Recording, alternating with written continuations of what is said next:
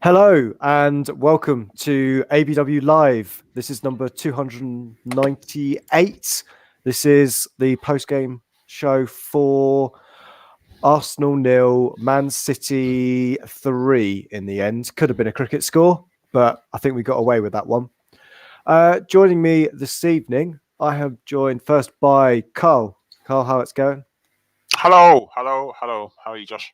I'm all right.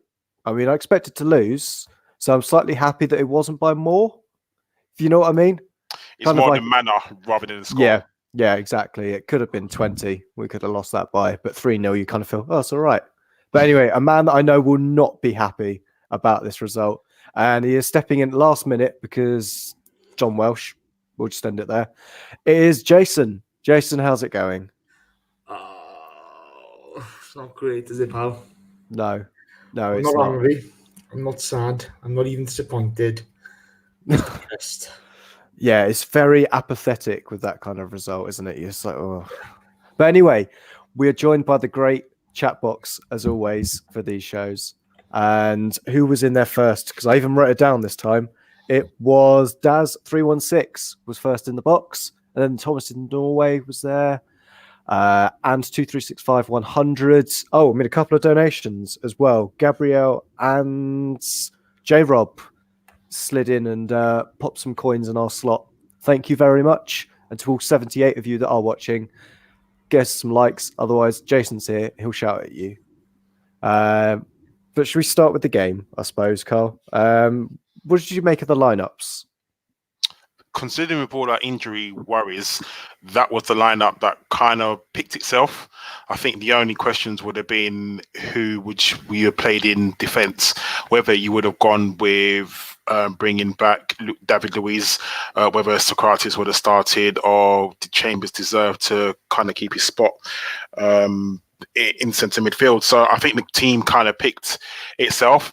I'm going to be honest, that's probably the team that I would have chose. I don't think Freddie got anything wrong within the starting lineup, at least. Maybe the tactics may have been a bit skew with, but as for the players on the pitch, I think it was probably the only logical choice that we could have chosen given our injury crisis. Yeah. Jace, what did you reckon to that lineup as well? Was there anything that kind of concerned you, especially around the buzzword at the moment, our midfield? The lack of ball playing ability from deep. Okay. You had no Xhaka there today, no Luiz. So, in order to use the pace of Martinelli, Pepe, and Aubameyang, you've got nobody who can do it. We'll get on to our midfield a bit later, but look, I don't want to knock Freddie, but I guess it's really difficult trying to sort out the mess that Unai's left us in. But if you've not got ball players in this team with the pace we have up front, I think you're making a rod for your own back. Yeah, definitely. There's some really great comments already going on in our chat box.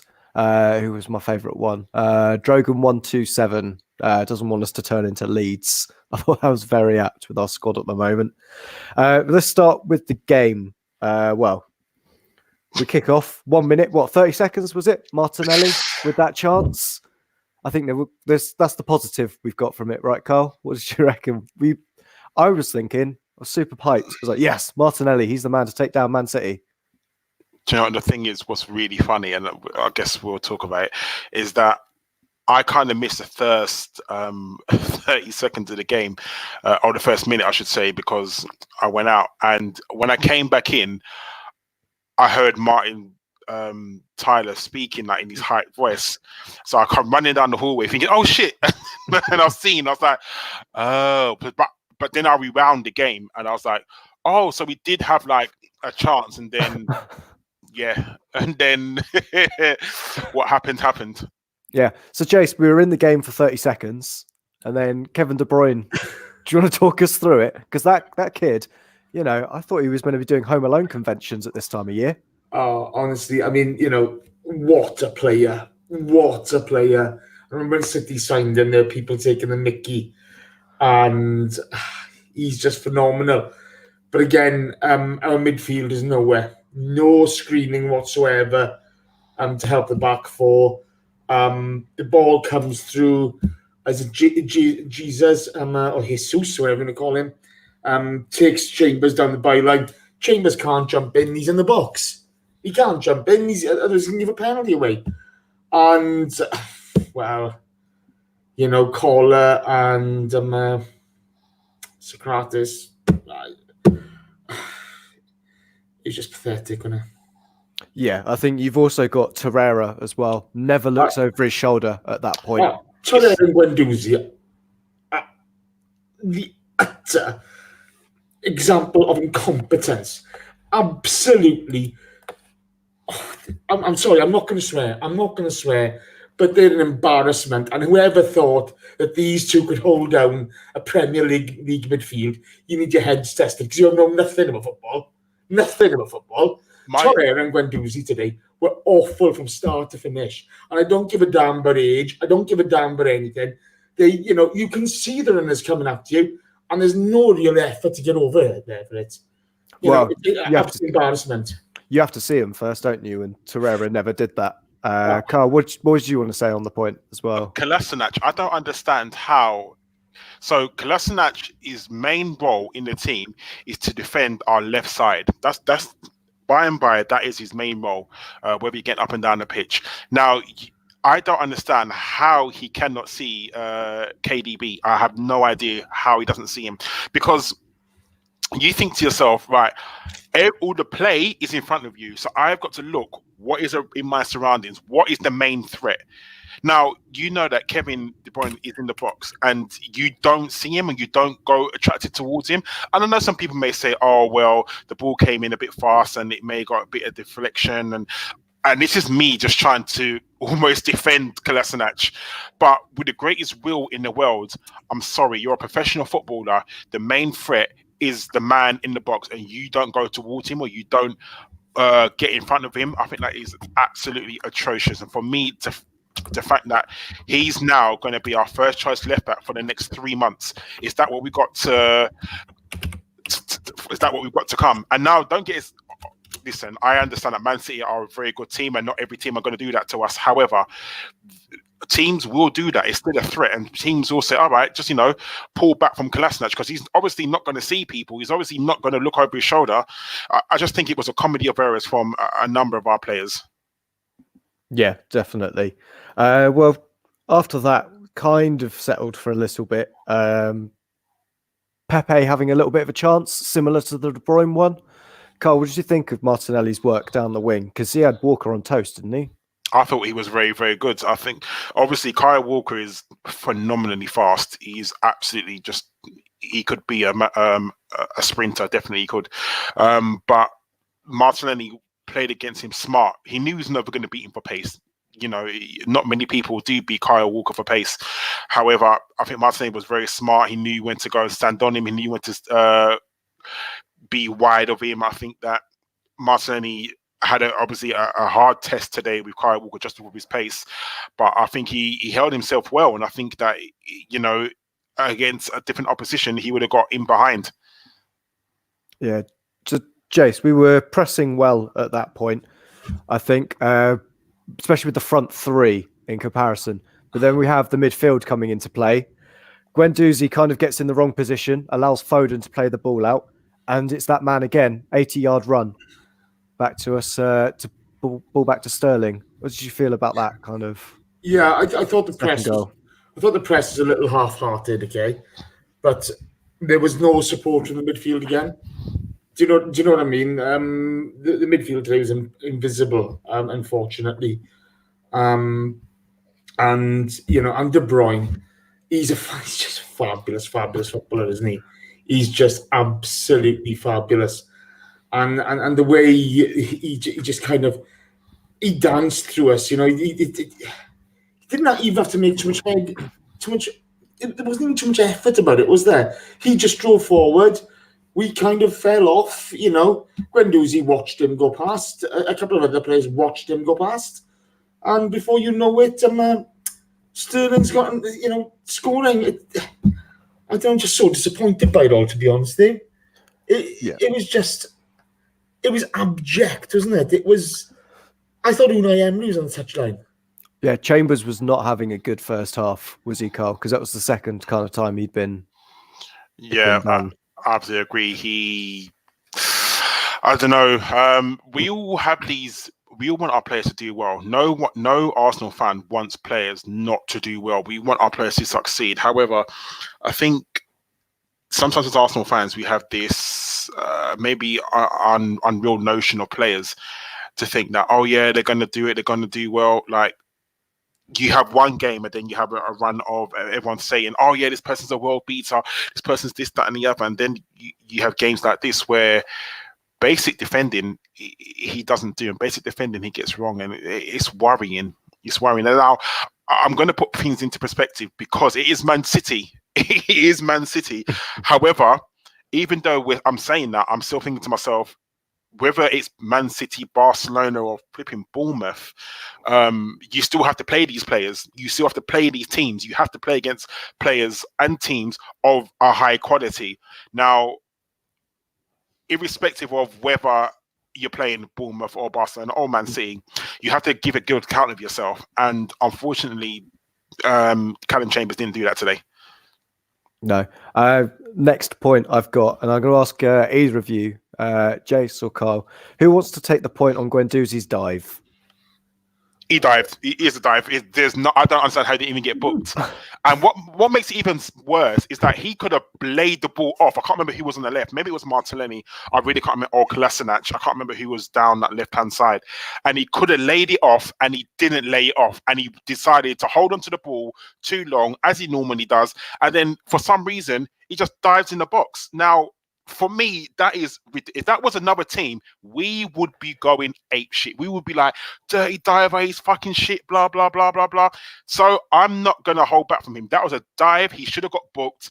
And that was shit play because he could have released someone to the left-hand side. I can't remember who it was, but it was just ridiculous.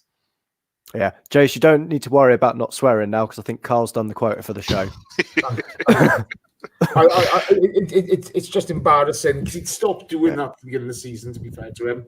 He'd stopped all the nonsense, the diving. And, you can have a pop at Sokratis or Chambers all you want, okay? But when you have the quality of player of Kevin De Bruyne, Raheem Sterling, etc., having the freedom of the park to run on you, you're not going to win. You just simply don't win. Okay, if you look at Norwich against Man City or Watford yesterday against Liverpool, at least there was a high energy effort going into it and good organisation. If you look at Torreira and Guendouzi's shape today, it was an utter embarrassment. They neither knew where each other were. Positioning just didn't come into it. It was gutless, to be honest with you. Absolutely gutless. Yeah. What our luck didn't change, especially with the fullbacks, and we ended up with Kolasinac going off injured. I would say who came on for him, but we didn't get that done in time because it was that man again, Karl, with Kevin De Bruyne. Should talk us through his next goal. If you're not on mute, that would be great. Sorry, do you know why I'm on mute? Because Danny just texted me about something. And so I blame Danny because normally he's not even here and he's fucking asking me about shit. So people blame Danny. Yeah, the guy is a very good player, isn't he? Like, there's no holding back. If only we had a midfielder just like him, it would be really, really good, wouldn't it? Isn't it?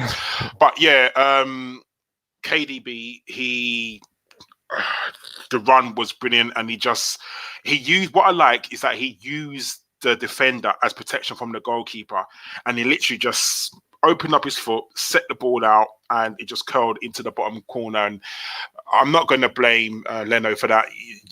It would be harsh to kind of blame him for that, to say that he could have got down lower, but I think that the guy's just phenomenal. I think that the players didn't close him down quick enough.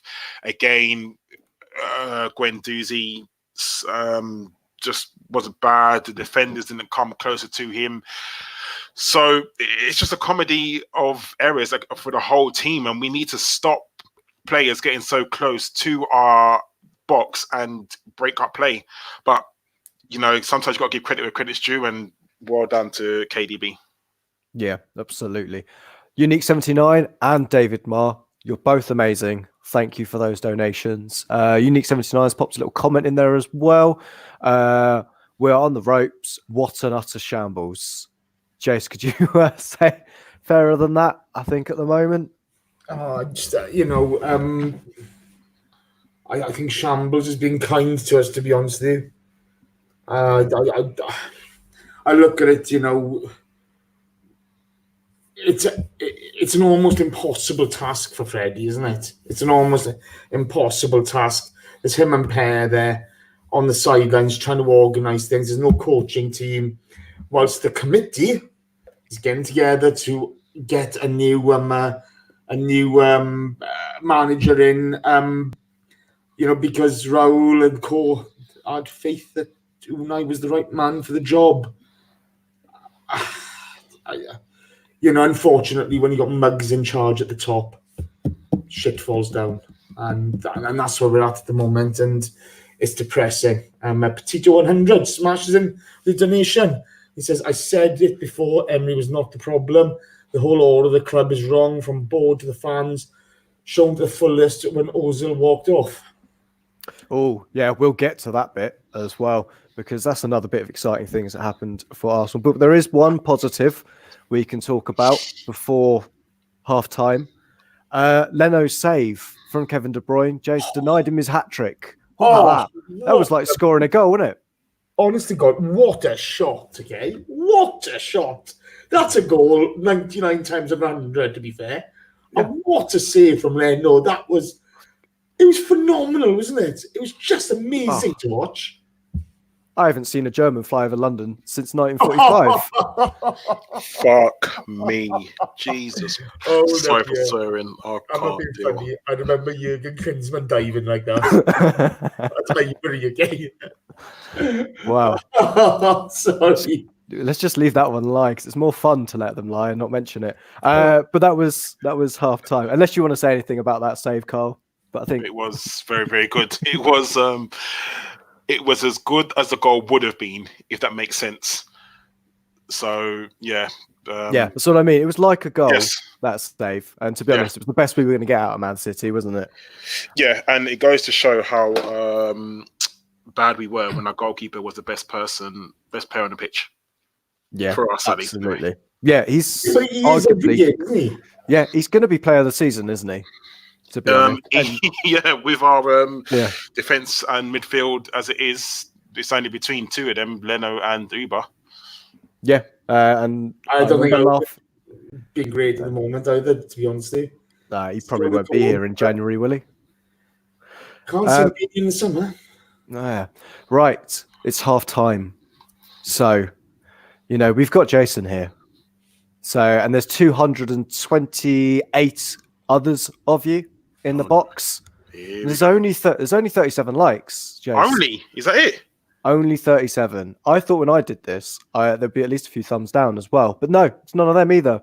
Jace, go on. Chat box. There's some old favourites in there. Matt D'Souza's in there. David Keith's there. And 235100's in there. Highbury squad's in there. Asof, how are we doing?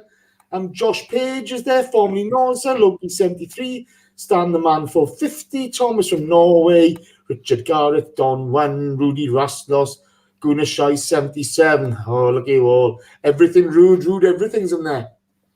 And I got 55 likes. 55 likes. I've had to watch that bag of garbage, okay? And you lot think you can really isn't swearing, is he? I'm really not. I got a breakfast meeting tomorrow.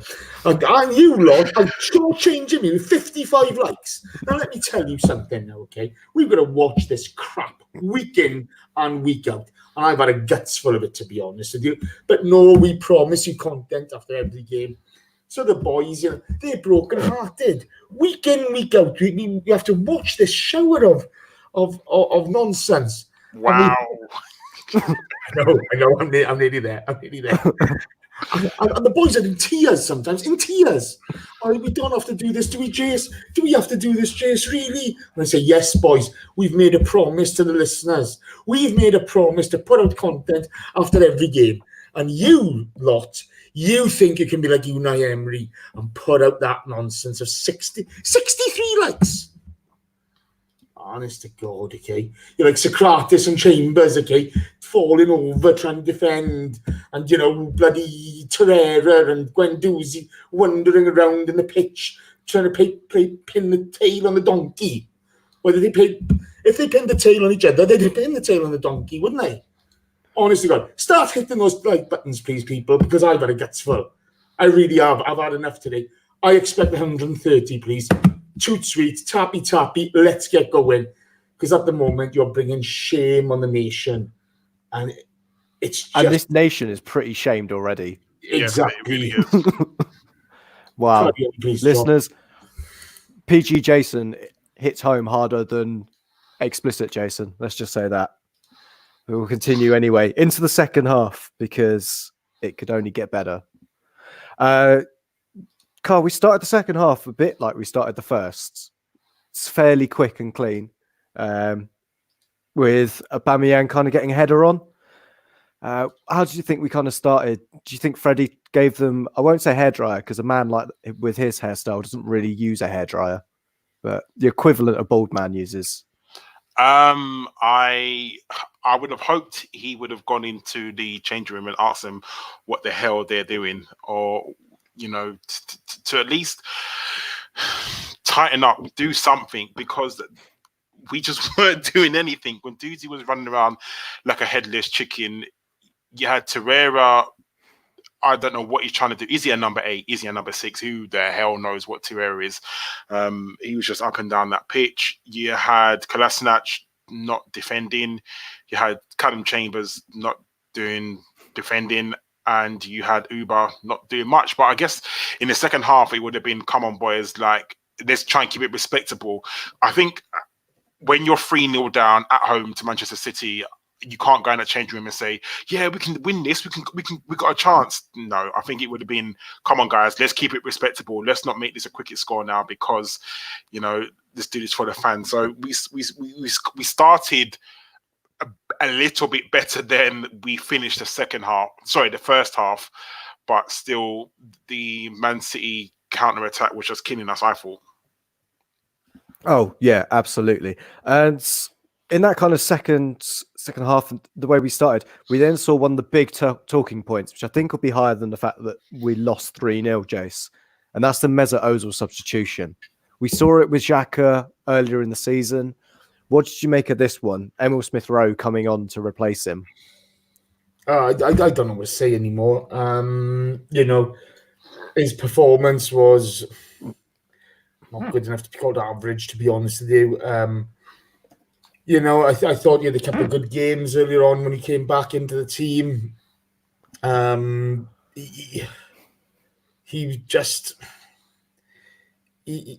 He didn't affect the game in any positive way. He's not really great when it comes to closing down, etc. But when he's got to expect to be pulled off on occasion.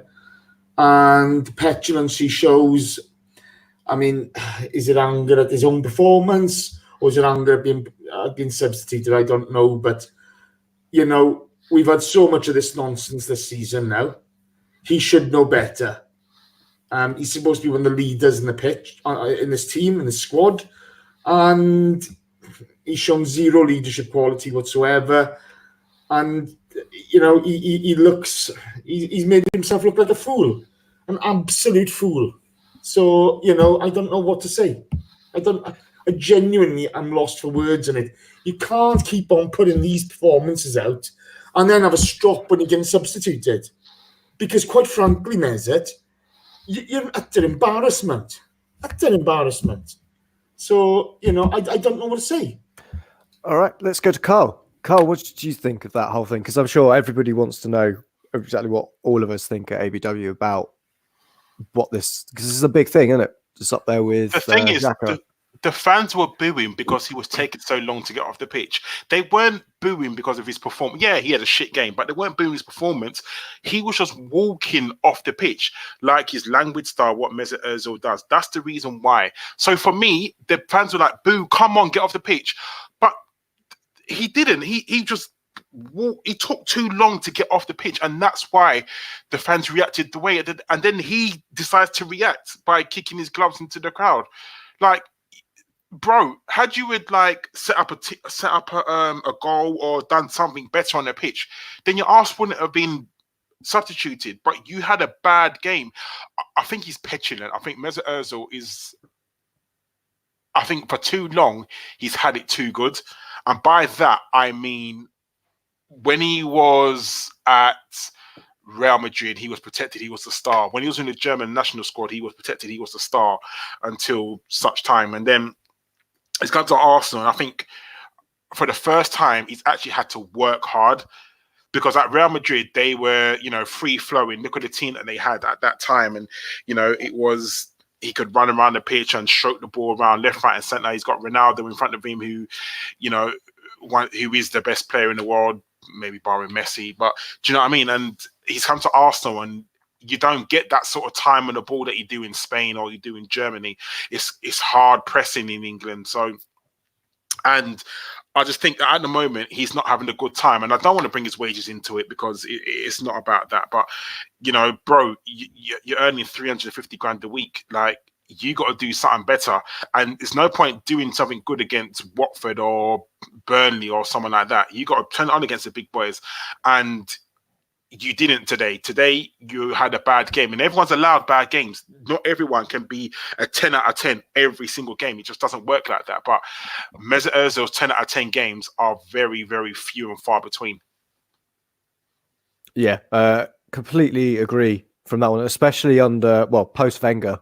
He's been very much a kind of, not a problem for our managers, but he seems to have gone off the boil anyway. Maybe even after that contract sign. I think the issue with Mesut Ozil is he's so restrictive in where he can play across the pitch, and he can only play, for me, in that number 10 role. Well, unfortunately, the days of that number 10 role are kind of gone. No one plays with a number 10 anymore. They play with either deep line playmakers or advanced playmakers. No one plays with that number 10 in behind the striker. And the issue is that you try to put him on the left, he can't play there. You put him on the right, he can't play there because I don't want to say he's lazy to get up and down the pitch, but what Mesut Ozil wants is to get the ball from the number 8, turn on the ball, and play it to the number 9. That's what he wants. He wants to just get the ball, play it to the striker. He just wants to move in and around that sort of 10-yard space, and he can't do that. You can't do that anymore. You have to run back. You have to help defend, and he just doesn't do that. And the problem though, midfielders as well, as you say, he's got to work harder, okay?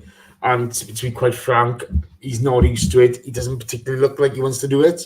He'll run the channels and try to get in the way at times, but it's all a little bit half-hearted. So, another issue is, who would you have played there today? Because, Willock was terrible in his last 2 performances, and you don't want to ruin that poor kid. Do you know what I mean? With the squad that we got and the injuries we have at the moment, we're kind of limited as to what setup we're going to play and how we're going to play. So I don't know. I think it's a really interesting transfer window coming up. It's going to be. I'm intrigued to see what's going to happen because again, it's pointless buying players until you got a manager in place. And, without new players, who's going to want to come here? So I don't know. I just don't know. Problem is, Jason, even sort of selling players, who's going to take Mesut Ozil? One, who's going to take him unless he goes to... He's no European club is going to take Mesut Ozil because he's not good enough. It's an option. But then, are they going to pay his 350 grand wages? Is China an option? Not anymore, is it? Come on. No. Come on. He set you up for that twice. I know. Do you know what? I didn't clock. I'm so sorry. But in all seriousness, like who's gonna take him? He cannot. he's going to have to take any club he goes to, he's going to have to take over 100 grand pay cut. Like, there's no ifs, ands, or buts. He's going to have to. And even then, you're looking at, if he takes over 100 grand pay cut, you're talking, who's going to pay Mesut Ozil, 31-year-old, 150 grand a week? No one is going to pay him that. So we are stuck with him. And to be honest, rightly so. If Arsenal was stupid enough to give him a 350 grand contract, why shouldn't he see it out? Now, why should he then leave for the greater good of the club? He don't owe Arsenal anything. So I kind of don't blame him for sitting on his contract until it runs out. Yeah, I can't see an argument against that, to be honest. We've said it before, haven't we, across this various different shows, that it's an option for us potentially, or just stick him in the reserves. But anyway, let's kind of continue with the game. Oh God. Hospital pass from Sokratis to Callum Chambers.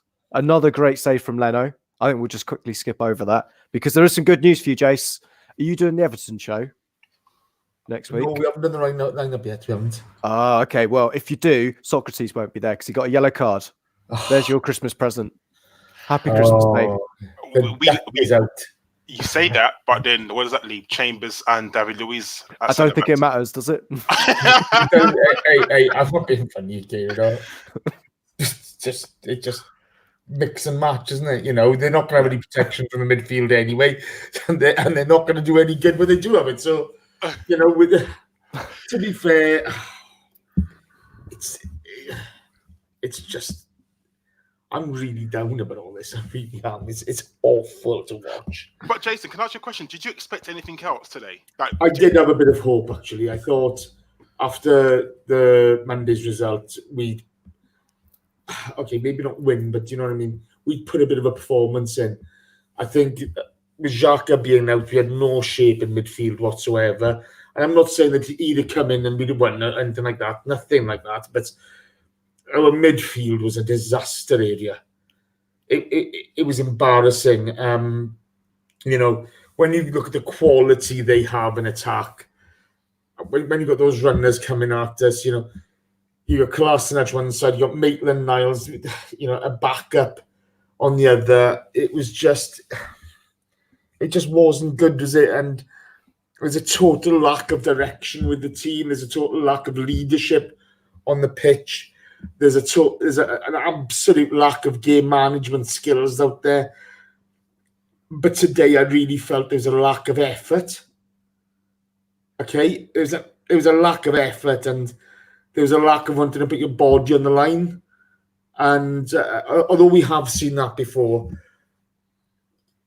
you know, City didn't have to do much today.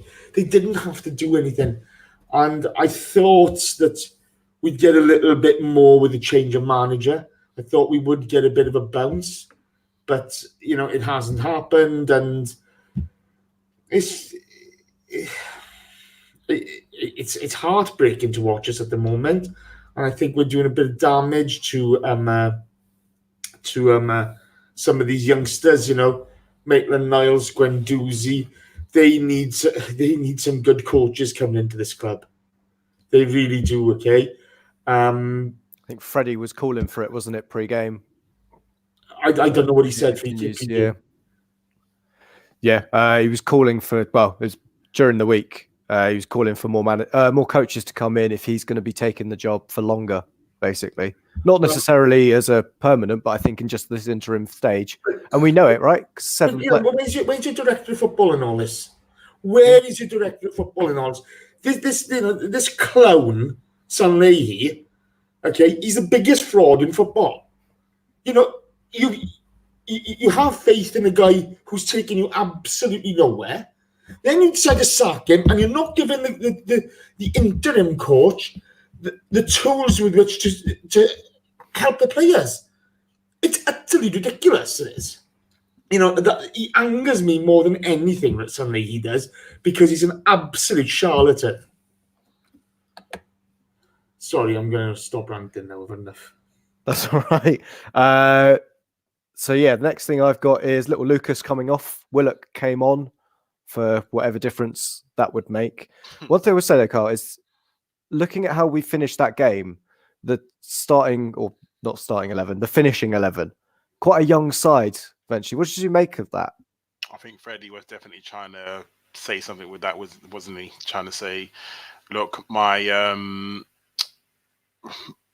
look what I've got to work with. I think that's kind of a message to the ball to say, I can only got youngsters to bring on. You need to start spending some money, because not that it would have made a difference, but he had a Lacazette on the bench who didn't come on, which at 3-0 down, why are you going to bring him on? To be honest, there's no reason. And there was no one else to bring on. There was absolutely no one else to bring on. So I think that was maybe a sly, subtle message to the ball to say, look what I'm working with. You need to help me out. We need to buy in January. But as we know, January is notoriously hard to buy in, to get good players in, because no club is going to sell their good players in January. And any good player that you're going to buy potentially is playing in the Champions League. Why would a player come to Arsenal and they're in the Europa League, and it just doesn't make sense. See, I saw it slightly differently. I kind of saw it as a little bit like you saw with like Pochettino when he came in, was bringing young players in because they're more likely to listen to your message. They're more likely going to work hard for you, run through a brick wall. And when you see the players that came off for them, you kind of saw that with Ozil for Smith Rowe. Like, we know Ozil's a better player than Emil. We know that. It's demonstrably so. But Smith Rowe's going to give you a bit more about it, isn't he? He's going to listen to what Freddie says. He's going to put a shift in. He's not going to be as good. He's not going to have the end products. But the same with kind of Saka.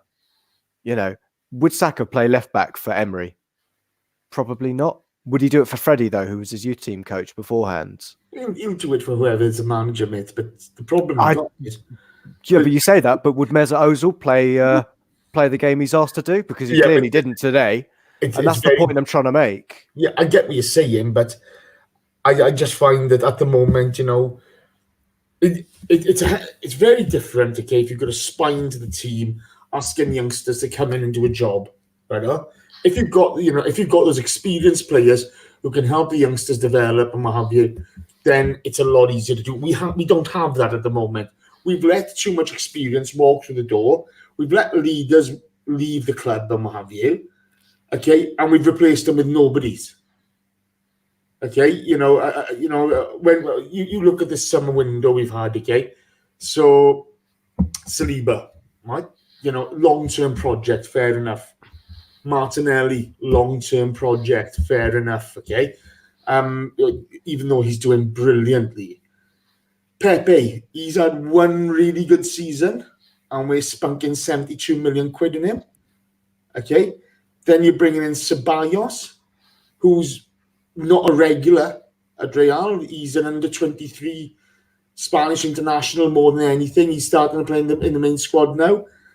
Who else came in the summer? David Luiz. David Luiz coming towards the end of his career. It was hard, people giving it 9 or 10 or an elite transfer window, and you're thinking, really? Really? It's... We're seeing, you've got Iwobi gone, Mkhitaryan gone, Ramsey gone, Welbeck gone. I know Welbeck was injured all of last season. He's a big character in the dressing room. Peter Cech gone. So all that leadership has left the club. And what have we replaced it with?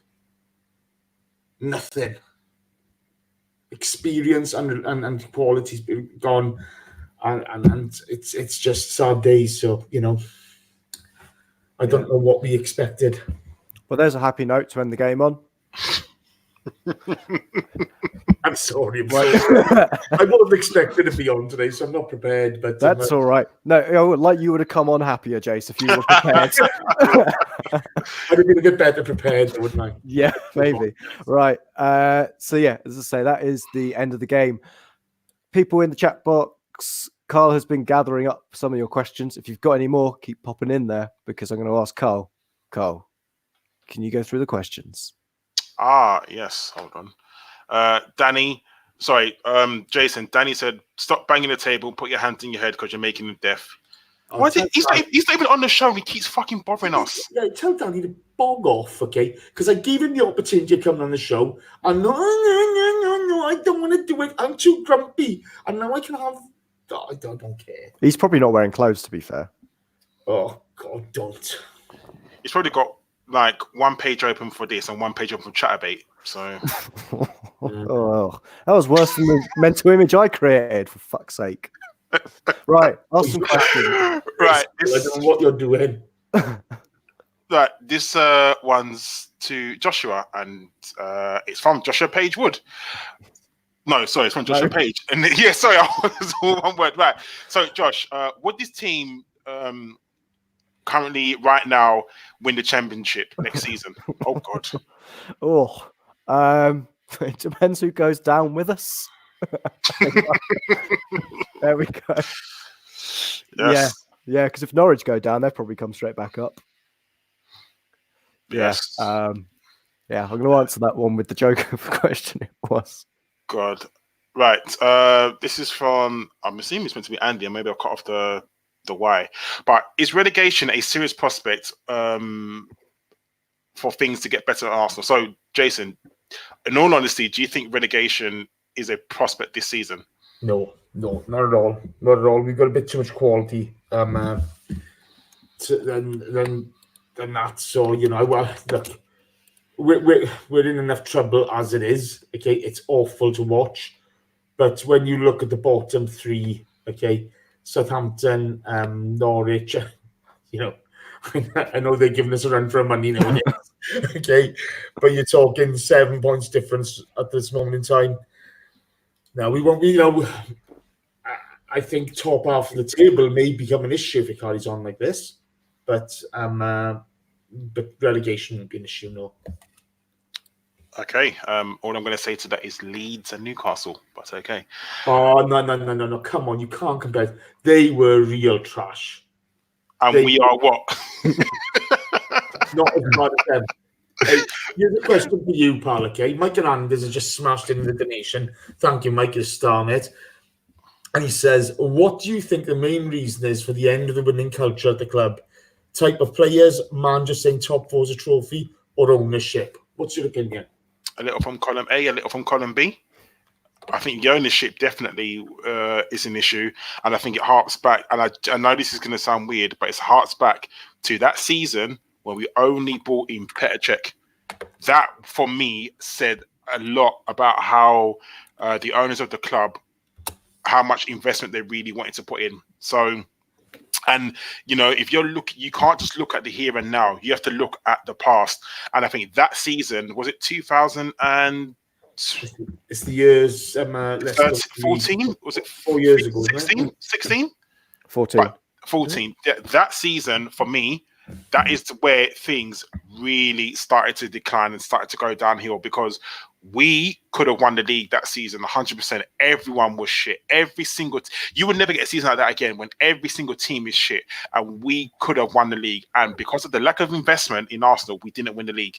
We became second, and to be honest, we had no business coming second. That because we were so far behind. It's only because that scum from up the road messed up.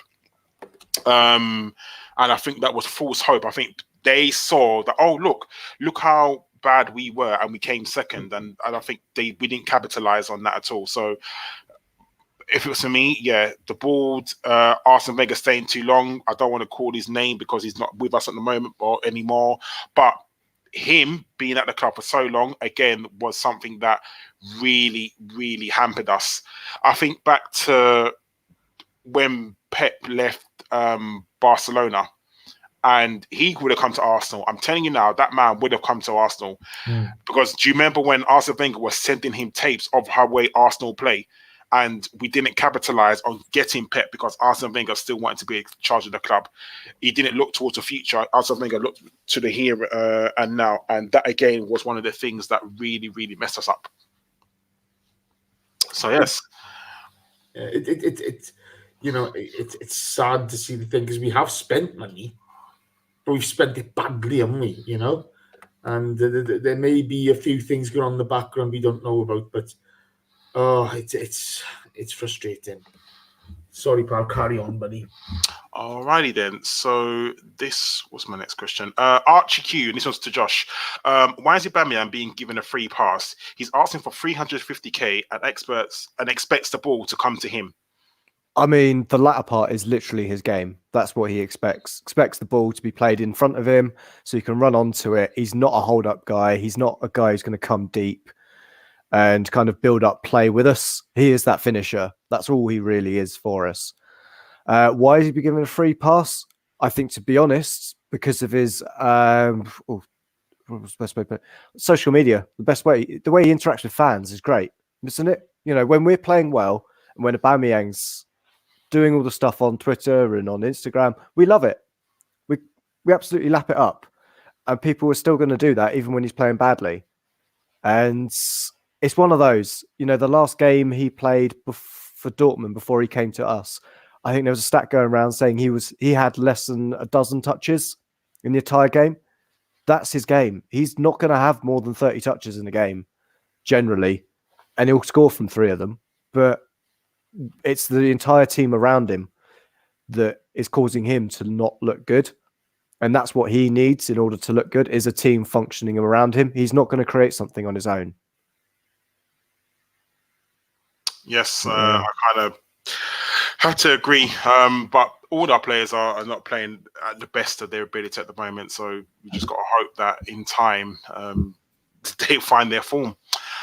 Right, Jason, this one's from Oscar, and he says, should Freddie give the youngsters the Premier League games and put all his eggs in the Europa League basket? No, you still have to compete on the league stage. That's your bread and butter. Combined with that, if you just put the youngsters, you know, and and we're struggling for quality as it is, okay, without enough quality to help them, we could be in real trouble. Do you know what I mean? And you look at Guendouzi at the moment, you know, he's been vastly overhyped by a fan base, vastly, you know, but the poor kid's also on a hide into nothing. You know, he also he's on a hide into nothing at the moment. You're seeing Maitland-Niles struggling. Saka, he wasn't great when he came on, was he? Asked to a role that he's not used to. Do you know what I mean? You can't hang these kids out to dry. They need some experienced pros with them to help them through it, to help them develop. So, no, can't do that. Can't do that. By the way, guys, there's a couple of people going on about Usmanov in there. Let's get something straight. Alisher Usmanov is a terrible human being. Okay? Let's not make him out to be some sort of white knight or anything like that, okay? He promised a lot of things, but this you dig deep into Alisher Usmanov, and he's a bad person, a really bad one. So, you know, let's not make him out to be some sort of knight that would have saved us. All right. Josh, this one, well, we kind of answered this one, so well, do this quickly because we kind of answered this question. But Josh, Thomas from Norway says, could we finish in the lower half of the table, or will we turn it around slightly? I think finishing in the lower half of the table, certainly. We can see from the table how close it is in that mid-table. Are we a mid-table club at the moment? The way we're performing, absolutely. You know, some people are talking about relegation form, but you know, 1 win in 10 is it? We're at the moment. Mm-hmm. You know, mid-table is certainly a possibility for us, to be honest. And you know, as much as we laughed about Europa League and being in it, we'll feel bad not being in it next season if we finish like 8th or 9th. Tend to agree with you, definitely. Jason, Nazkia says, is there a manager out there that could sort this defence out, or do we need to sell the lot and start again? I think we have to look at this holistically, as any new manager would coming in. Okay, it's not just about the defence. We keep on hearing it's like we give I personally gave the midfield a hard time earlier on. It's not just their fault either, to be honest. We defend as a team. You need a good, experienced manager who knows what he's doing here. But, you defend from the top, okay? So that starts with Aubameyang or Lacazette, whoever it is, at the top of the tree. That's where defending starts, and that's where he'll start, okay? But, yeah, Allegri can sort it out, to be fair. Allegri would sort it out. Conte would sort it out. I think Simeone might, but I'm not a big fan of Simeone, okay? But yes, I think Allegri will get a tune out of a lot of these players, a lot more of a tune than we're getting at the moment. Okay, it's difficult days at the Arsenal, and defending starts from the front, and we've got to start doing that as a team. Agreed. And one question from me, because we've run out of question, is to both of you quickly. Any manager to bring in right now, who would it be? Josh? Oh, to bring in right now, so they have to be available. I think it's someone like Allegri, isn't it, to be honest? Because he's the best candidate out there that's readily available. Pochettino isn't happening in a month of Sundays at all. I think would you take him? He's not coming. But would you take him? Would I take Pochettino? Yeah, to rebuild us. I don't think he'd be able to take us to the next level. I think that's why he got sacked, to be honest. But to get us back into a position and be competitive, yeah, I would. He'd get the youth through, wouldn't he? But do we need an interim manager to get us to the level that we need to get to, and then get a manager to take us to the next level? Because we are very far from Champions League right now. Very far. I'm sorry, all this talk of, do we need an interim manager to get us here from there? No, we need a manager who will start looking and sorting things out. Now, normally, managers are there, 4 or 5 years nowadays? Is that the average? It's not even that, is it? The 6th longest serving manager in the Premier League at the moment is Graham Potter, and he came in the summer.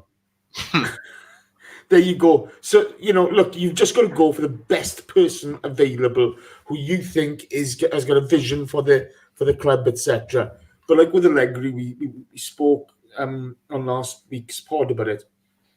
The club, he asked the club, why should I come here? And the club thought he's too big for his boots. You need a winner to come in here, because at this moment in time, Raul, Unai, and Co have screwed the pooch badly. These guys look like, it's a clown show at the moment. We don't have enough coaches at the club. We don't have this. We don't have that. They had faith in Unai Emery turning around with what was toxic form. The form was awful. We could all see it. Yet, Raul Sanlé, he's still got faith in him. The guy's got mug written all over him. But, it's I don't know. They just need to bring in somebody who's got a vision, who understands how to get the best of these players and give him a short go and back him. Great. So saying that, who's your pick, Josh? I mean, sorry, Jason, who's your pick? Allegri. There's no guarantee anybody's going to succeed, is it? Because it doesn't work out for certain players, stroke managers, certain clubs. But he's got a breadth of experience. His Juventus team knew how to defend. His Milan team knew how to defend. So it's he's got all that experience to call upon, and we do have some very, very good players here. But he needs to get the most out of what we got and ditch what he thinks we don't need, because I think he's the kind of guy who can start something, and really put into play, but let's wait and see what happens, because there's no sign of anybody coming at the moment, is there? No, and from what Freddie is thank you to Neil in the chat box for putting in one of the things that Freddie has said from his post-match interview is just, what has he said? Just get it for verbatim. I've said to them, as in the club, they need to make a decision. We are here to help, and the staff are trying to chip in, but a decision has to be made so that we can have the same resources as other, and I think that's going on to say other clubs or other sides. It's more down to, again, kind of saying about coaches. Emery left with he had 7 members of staff, didn't he? Yeah. They're all gone. The under-23s, I think I heard on commentary, are out in Bali at the moment. So all those coaches are out. It's just Freddie. Yep. Sal Bibbo. That's it, I think. Just those 3. Oh, we're a shower. Yeah, kicking around. Oh, God. If you didn't laugh, you'd cry, wouldn't you? It's almost like they just have no inkling of what to do, and that's what's really sad. That's what's really bad. Like, as fans, we can all sit here and we can say, "Oh yeah, I would do this and I would do that." But the thing is, the ideas that we are putting forward are not far-fetched. It's not like we're saying, "Oh yeah, we've got to bring in Messi and Ronaldo and we're going to win the league." Like, no one's saying that. We're simply saying the man wants to do his job. Give him the tools to do his job. That's all we're saying. And it's kind of like, we are Arsenal Football Club.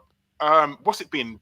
2 weeks since he's gone? And I'm not saying... It's longer than that, Karl. It's longer than that, yeah. Okay, so even now, you're thinking to yourself, right, you're thinking to yourself, this is Arsenal Football Club, and within 3 weeks, you cannot appoint a manager.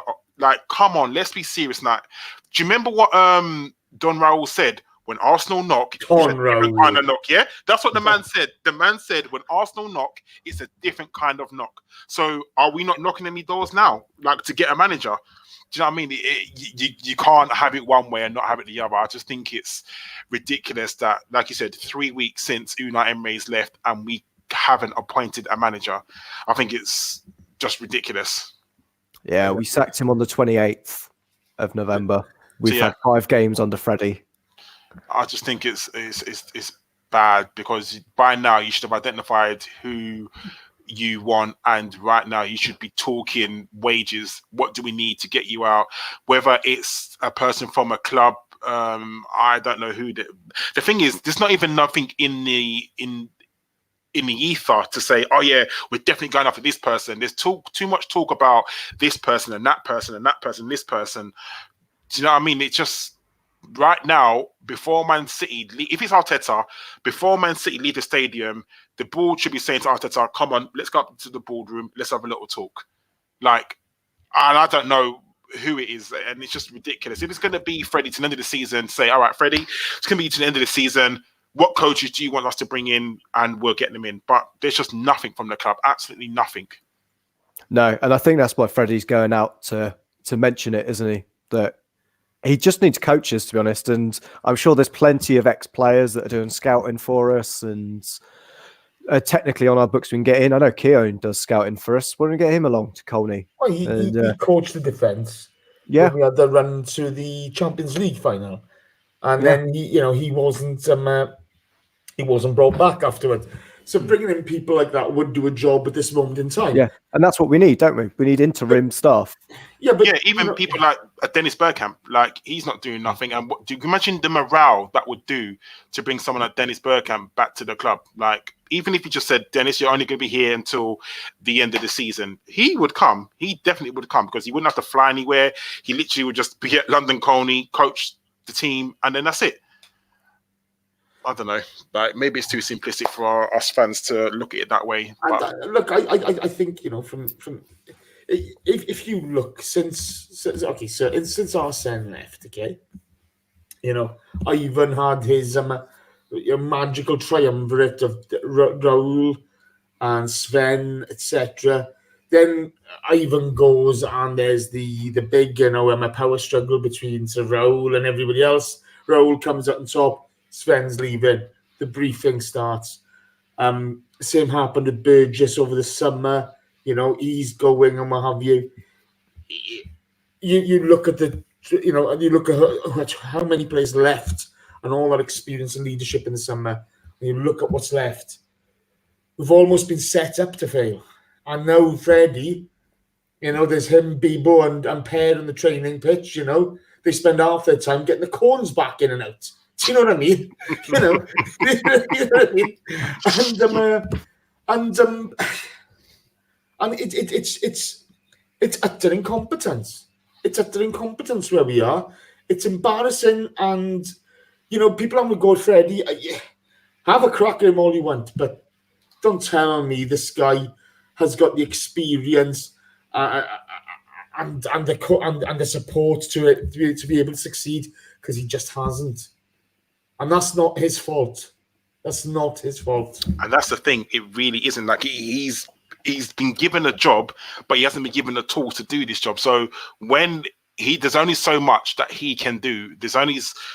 He needs help.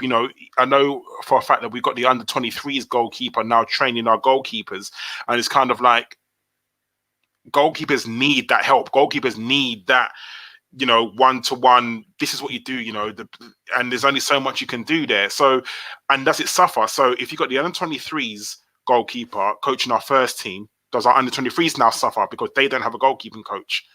So, do you know what I mean? The ball just needs to step up and and someone has to be appointed this week. If we go into the Christmas period without a manager or without definition of who is going to be the manager, if it's going to be Freddie or another person, then you just know that this club has got no business plan whatsoever and they just don't care. Wow. I thought we'd get something positive out of this game, but I was positive going into it. Yeah, there we go. Jace was positive into it. Should we be positive going out of it? We've got Everton next week.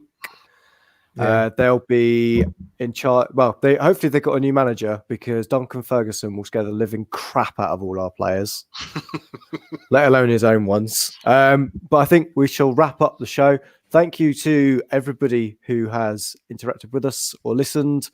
There's 206 of you watching at the moment, 101 likes, 2 thumbs down. Come on, we can do better than that. Go on, just stick something in there. But I will say big thank you to Gabrielle, J. Rob, Unique79, David Marr, and Michael Hernandez for all donating during the show, and also to Richard Morris, Sam Ruth, and Ali for all your PayPal donations as well. Danny, for fuck's sake, stop backseat driving. Yes, I'm doing it. Oh, shut up. Anyway, thank you, Karl, for being here. Anytime. And Jason, thank you for stepping in for John Welsh, who is, I don't know what he's doing. He's too much porn on his machine. John Welsh is struggling after strippers last night, isn't he?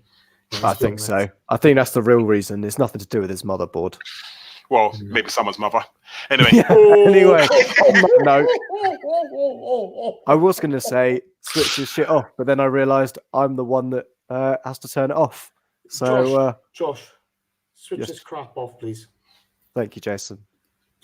Bye. Oh, hashtag.